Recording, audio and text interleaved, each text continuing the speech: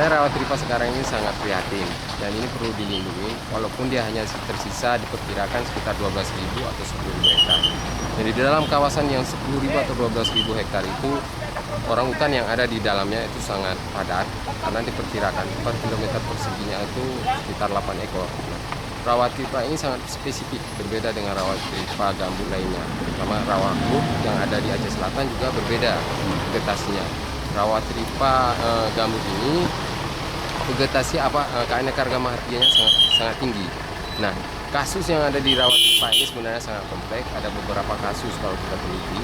Itu ada kasus pembukaan lahan di luar izin HGU, kemudian ada pembakaran lahan ketika untuk melakukan penanaman kelapa sawit. Ada beberapa jenis lagi tinggal fauna floranya di rawat ripa ini. Flora faunanya ini untuk sementara yang hasil kami survei masih seperti biasa, tapi jumlah individunya yang semakin menurun. Seperti misalnya harimau, rusa, orang utan. Nah, yang sangat spesifik di sini adalah orang utannya atau kalau bahasa daerah di sini disebut dengan mangkutan.